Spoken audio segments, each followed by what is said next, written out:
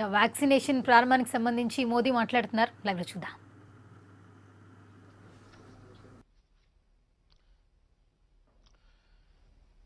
मेरे प्यारे देशवासियों, नमस्कार। आज के दिन का पूरे देश को बेसब्री से इंतजार रहा है। कितने महीनों से देश के हर घर में बच्चे, बूढ़े, जवान सभी की जुबान पर यही सवाल था कि कोरोना की वैक्सीन कब आएगी। तो अब कोरोना की वैक्सीन आ गई है, बहुत कम समय में आ गई है। अब से कुछ ही मिनट बाद भारत में दुनिया का सबसे बड़ा टीकाकरण अभियान शुरू होने जा रहा है। मैं सभी देशवासियों को इसके लिए बहुत बहुत बधाई देता हूं। आज वो वैज्ञानिक, वैक्सीन रिसर्च से जुड़े अनेकों लोग विशेष रूप से प्रशंसा के हकदार हैं, जो बीते कई महीनों से कोरोना के खिलाफ वैक्सीन बनाने में जुटे थे, दिन रात जुटे थे। न उन्होंने त्योहार देखा है, न उन्होंने दिन देखा है, न उन्होंने रात देखी है। आमतौर पर एक वैक्सीन बनाने में बरसों लग जाते हैं, लेकिन इतने कम समय में एक नहीं, दो मेड इन इंडिया वैक्सीन तैयार हुई है। इतना ही नहीं, कई और वैक्सीन पर भी काम तेज गति से चल रहा है। ये भारत के सामर्थ्य, भारत की वैज्ञानिक दक्षता, भारत के टैलेंट का जीता जागता सबूत है। ऐसी ही उपलब्धियों के लिए राष्ट्रकवि रामधारी सिंह दिनकर जी ने कहा था, मानव जब जोर लगाता है, पत्थर पानी बन जाता है। भाइयों और बहनों, भारत का टीकाकरण अभियान बहुत ही मानवीय और महत्वपूर्ण सिद्धांतों पर आधारित है। जिसे सबसे ज्यादा जरूरी है, उसे सबसे पहले कोरोना का टीका लगेगा। जिसे कोरोना संक्रमण का रिस्क सबसे ज्यादा है, उसे पहले टीका लगेगा। जो हमारे डॉक्टर्स हैं, नर्सेस हैं, अस्पताल में सफाई कर्मी हैं, मेडिकल, पैरामेडिकल स्टाफ हैं, वो कोरोना की वैक्सीन के सबसे पहले हकदार हैं। चाहे वो सरकारी अस्पताल में हो या फिर प्राइवेट में, सभी को ये वैक्सीन प्राथमिकता पर लगेगी। इसके बाद उन लोगों को टीका लगाया जाएगा जिन पर जरूरी सेवाओं और देश की रक्षा या कानून व्यवस्था की जिम्मेदारी है।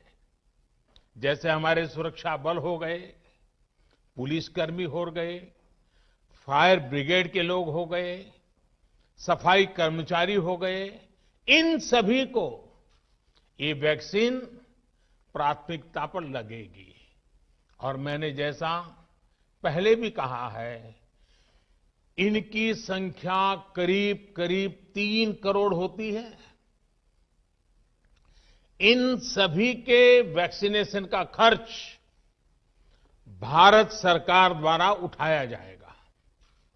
साथियों, इस टीकाकरण अभियान की पुख्ता तैयारियों के लिए राज्य सरकारों के सहयोग से देश के कोने-कोने में ट्रायल्स किए गए हैं, ड्राई रन्स हुए हैं।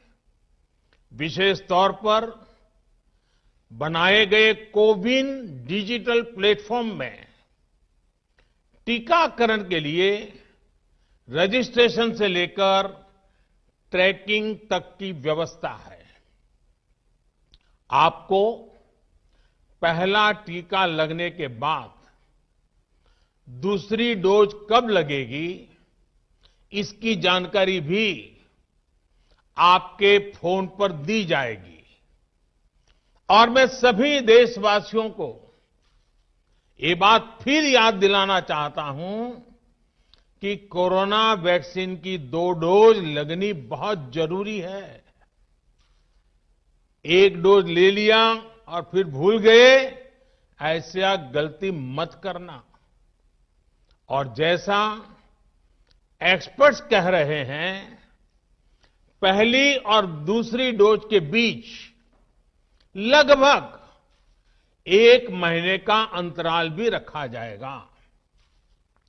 आपको ये भी याद रखना है कि दूसरी डोज लगाने के 2 हफ्ते बाद ही आपके शरीर में कोरोना के विरुद्ध जरूरी शक्ति विकसित हो पाएगी। इसलिए टीका लगते ही आप असावधानी बरतने लगें, मास्क निकालकर रख दें, 2 गज की दूरी भूल जाएं, ये सब मत करिएगा। मैं प्रार्थना करता हूं, मत करिएगा। और मैं आपको एक और चीज बहुत आग्रह से कहना चाहता हूं। जिस तरह धैर्य के साथ आपने कोरोना का मुकाबला किया, वैसे ही धैर्य अब वैक्सीनेशन के समय भी दिखाना है। साथियों, इतिहास में इस प्रकार का और इतने बड़े स्तर का टीकाकरण अभियान पहले कभी नहीं चलाया गया है। ये अभियान कितना बड़ा है, इसका अंदाज आप सिर्फ पहले चरण से ही लगा सकते हैं। दुनिया के 100 से भी ज्यादा ऐसे देश हैं जिनकी संख्या 3 करोड़ से कम है, और भारत वैक्सीनेशन के अपने पहले चरण में ही 3 करोड़ लोगों का टीकाकरण कर रहा है। दूसरे चरण में हमें इसको 30 करोड़ की संख्या तक ले जाना है। जो बुजुर्ग हैं, जो गंभीर बीमारी से ग्रस्त हैं, उन्हें वो अगले वाले चरण में टीका लगेगा। आप कल्पना कर सकते हैं, 30 करोड़ की आबादी से ऊपर के दुनिया के सिर्फ 3 ही देश हैं, खुद भारत, चीन और अमेरिका। और कोई भी देश ऐसा नहीं है जिनकी आबादी इनसे ज्यादा हो। इसलिए भारत का टीकाकरण अभियान इतना बड़ा है, और इसलिए ये अभियान भारत के सामर्थ्य को दिखाता है। और मैं देशवासियों को एक और बात कहना चाहता हूं। हमारे वैज्ञानिक, हमारे एक्सपर्ट्स जब दोनों मेड इन इंडिया वैक्सीन की सुरक्षा और प्रभाव को लेकर आश्वस्त हुए, तभी उन्होंने इसके इमरजेंसी उपयोग की अनुमति दी है। इसलिए देशवासियों को किसी भी तरह के प्रोपेगेंडा अफवाहें, दुष्प्रचार से बचकर रहना है। साथियों, भारत के वैक्सीन वैज्ञानिक, हमारा मेडिकल सिस्टम भारत की प्रक्रिया की पूरे विश्व में बहुत विश्वसनीयता है और पहले से है। हमने ये विश्वास अपने ट्रैक रिकॉर्ड से हासिल किया है। मेरे प्यारे देशवासियों, हर हिंदुस्तानी इस बात का गर्व करेगा कि दुनिया भर के करीब 60% बच्चों को जो जीवन रक्षक टीके लगते हैं वो भारत में ही बनते हैं। भारत की सख्त वैज्ञानिक प्रक्रियाओं से ही होकर के गुजरते हैं।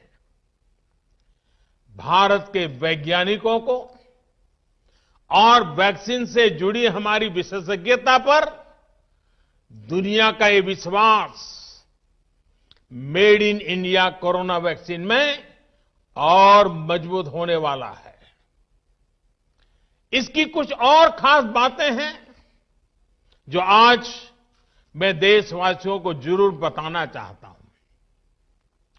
ये भारतीय वैक्सीन विदेशी वैक्सीनों की तुलना में बहुत सस्ती हैं और इनका उपयोग भी उतना ही आसान है।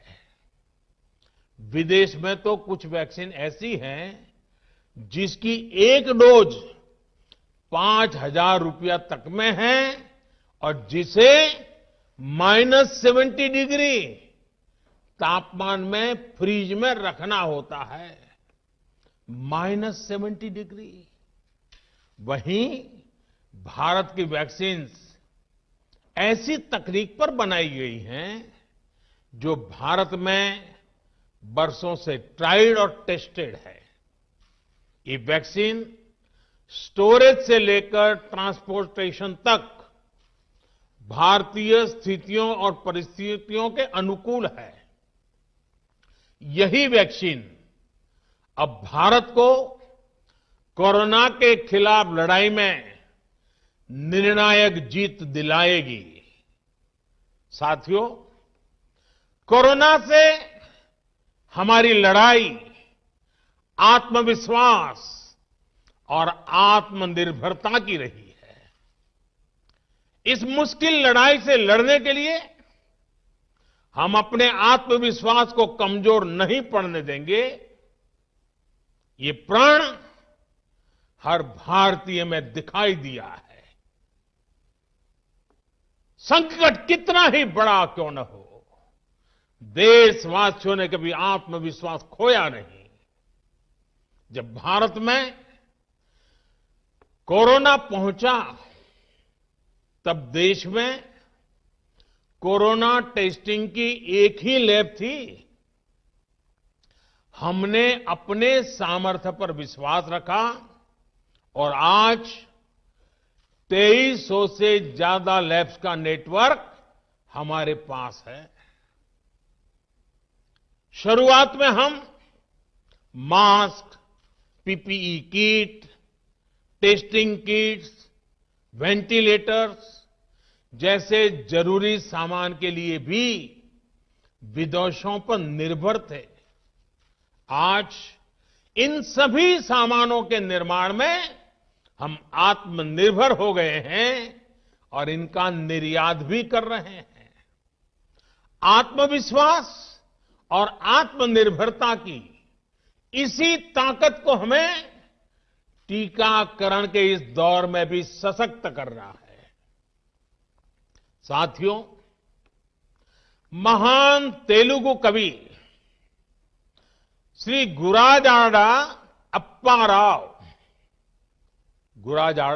राव ने कहा था, सौंत लाभम कौंत मानुको, सौंत लाभ कौंत मानुको, पौरु गुवाडिकी तोड़ू पाडबोए,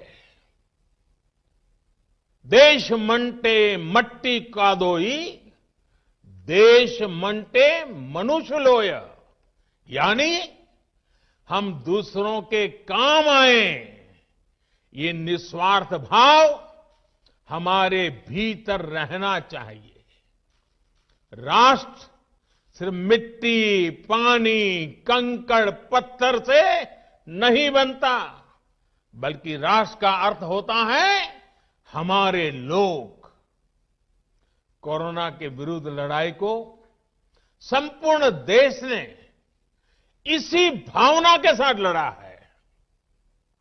आज जब हम बीते साल को देखते हैं तो एक व्यक्ति के रूप में, एक परिवार के रूप में, एक राष्ट्र के रूप में हमने बहुत कुछ सीखा है, बहुत कुछ देखा है, जाना है, समझा है। आज भारत जब अपना टीकाकरण अभियान शुरू कर रहा है तो मैं उन दिनों को भी याद कर रहा हूं। कोरोना संकट का वो दौर जब हर कोई चाहता क्या कि कुछ करें, लेकिन उसको उतने रास्ते नहीं सूझते थे। सामान्य तौर पर बीमारी में पूरा परिवार बीमार व्यक्ति की देखभाल के लिए जुट जाता है, लेकिन इस बीमारी ने तो बीमार को ही अकेला कर दिया। अनेकों जगह पर छोटे छोटे बीमार बच्चों को मां से दूर रहना पड़ा। मां परेशान रहती थी, मां रोती थी, लेकिन चाहकर भी कुछ कर नहीं पाती थी। बच्चे को अपनी गोद में नहीं ले पाती थी। कहीं बुजुर्ग पिता अस्पताल में अकेले अपनी बीमारी से संघर्ष करने को मजबूर थे। संतान चाहकर भी उसके पास नहीं जा पाती थी। जो हमें छोड़कर चले गए, उनको परंपरा के मुताबिक वो विदाई भी नहीं मिल सकी जिसके वो हकदार थे।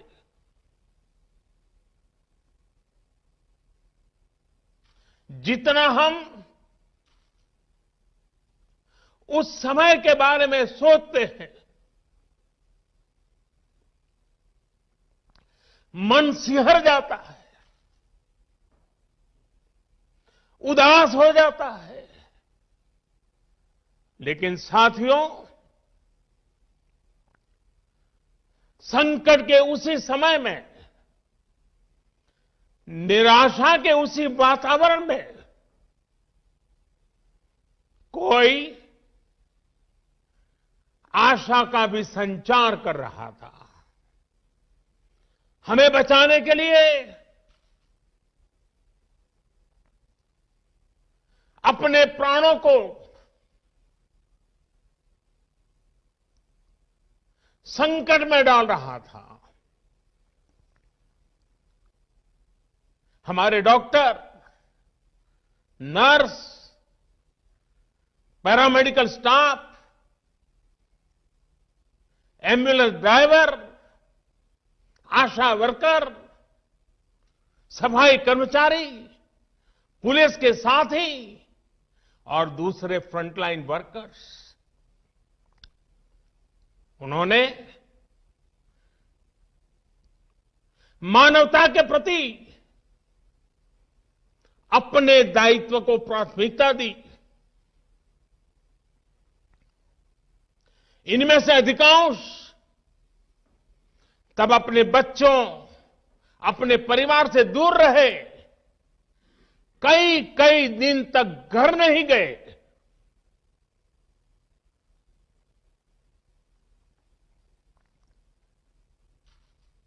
सैकड़ों साथी ऐसे भी हैं जो कभी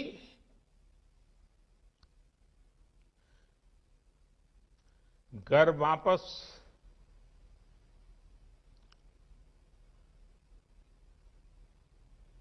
लौट ही नहीं आ पाए। उन्होंने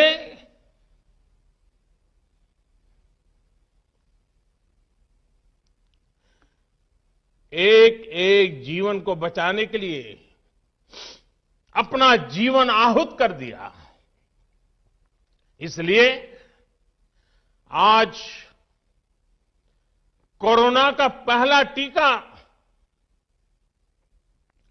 स्वास्थ्य सेवा से जुड़े लोगों को लगाकर एक तरह से समाज अपना ऋण चुका रहा है। ये टीका उन सभी साथियों के प्रति कृतज्ञ राष्ट्र की आदरांजलि भी है। भाइयों और बहनों, मानव इतिहास में अनेक विपदाएं आई, महामारियां आई, भीषण युद्ध हुए, लेकिन कोरोना जैसी चुनौती की किसी ने कल्पना नहीं की थी। ये एक ऐसी महामारी थी जिसका अनुभव ना तो साइंस को था, ना ही सोसाइटी को था। तमाम देशों से जो तस्वीरें आ रही थी, वो खबरें आ रही थी, वो पूरी दुनिया के साथ साथ हर भारतीय को विचलित कर रही थी। ऐसे हालात में दुनिया के बड़े बड़े एक्सपर्ट्स भारत को लेकर तमाम आशंकाएं जता रहे थे। लेकिन साथियों, भारत की जिस बहुत बड़ी आबादी को हमारी कमजोरी बताया जा रहा था, उसको ही हमने अपनी ताकत बना दिया। भारत ने संवेदनशीलता और सहभागिता को लड़ाई का आधार बनाया। भारत ने 24 घंटे सतर्क रहते हुए, हर घटनाक्रम पर नजर रखते हुए सही समय पर सही फैसले लिए। 30 जनवरी को भारत में कोरोना का पहला मामला मिला, लेकिन इसके 2 सप्ताह से भी पहले भारत एक हाई लेवल कमिटी बना चुका था। पिछले साल आज का ही दिन था जब हमने बाकायदा सर्वेलांस शुरू कर दिया था। 17 जनवरी 2020 वो तारीख थी जब भारत ने अपनी पहली एडवाइजरी जारी कर दी थी। भारत दुनिया के उन पहले देशों में से था जिसने अपने एयरपोर्ट्स पर यात्रियों की स्क्रीनिंग शुरू कर दी थी। साथियों, कोरोना के खिलाफ लड़ाई में भारत ने जैसी इच्छा शक्ति दिखाई है, जो साहस दिखाया है, जो सामूहिक शक्ति का परिचय करवाया है, वो आने वाली अनेक पीढ़ियों के लिए प्रेरणा का काम करेगा। याद कीजिए, जनता कर्फ्यू कोरोना के विरुद्ध हमारे समाज के संयम और अनुशासन का भी परीक्षण था, जिसमें हर देशवासी सफल हुआ। जनता कर्फ्यू ने देश को मनोवैज्ञानिक रूप से लॉकडाउन के लिए तैयार किया। हमने ताली, थाली और दिया जलाकर देश के आत्मविश्वास को ऊंचा रखा। साथियों, कोरोना जैसे अनजान दुश्मन जिसके एक्शन रिएक्शन को बड़े बड़े सामर्थ्यवान देश नहीं भांप पा रहे थे, उसके संक्रमण को रोकने का सबसे प्रभावी तरीका ही यही था कि जो जहां है वो वहीं रहे। इसलिए देश में लॉकडाउन का फैसला भी किया गया। यह निर्णय आसान नहीं था। इतनी बड़ी आबादी को घर के अंदर रखना असंभव है, इसका हमें एहसास था। और यहां तो देश में सब कुछ बंद होने जा रहा था, लॉकडाउन होने जा रहा था। इसका लोगों की रोजी रोटी पर क्या प्रभाव पड़ेगा, अर्थव्यवस्था पर क्या प्रभाव पड़ेगा, इसका आकलन भी हमारे सामने था। लेकिन देश ने जान है तो जहान है के मंत्र पर चलते हुए प्रत्येक भारतीय का जीवन बचाने को सर्वोच्च प्राथमिकता दी। और हम सभी ने ये देखा है कि कैसे तुरंत ही पूरा देश, पूरा समाज इस भावना के साथ खड़ा हो गया। अनेकों बार छोटी छोटी लेकिन महत्वपूर्ण चीजों की जानकारी देने के लिए मैंने भी अनेक बार देशवासियों के साथ सीधा संवाद किया। एक तरफ जहां गरीबों को मुफ्त भोजन की व्यवस्था की गई, तो वहीं दूध, सब्जी, राशन, गैस, दवा ऐसी जरूरी चीजों की सुचारू आपूर्ति सुनिश्चित की गई। देश में व्यवस्थाएं ठीक से चलें, इसके लिए गृह मंत्रालय ने 24/7 कंट्रोल रूम शुरू किया, जिस पर हजारों कॉल्स का जवाब दिया गया, लोगों को समाधान दिया गया। साथियों, कोरोना के विरुद्ध इस लड़ाई में हमने कदम कदम पर दुनिया के सामने उदाहरण प्रस्तुत किया है। ऐसे समय में जब कुछ देशों ने अपने नागरिकों को चीन में बढ़ते कोरोना के बीच छोड़ दिया था, तब भारत चीन में फंसे हर भारतीय को वापस लेकर आया।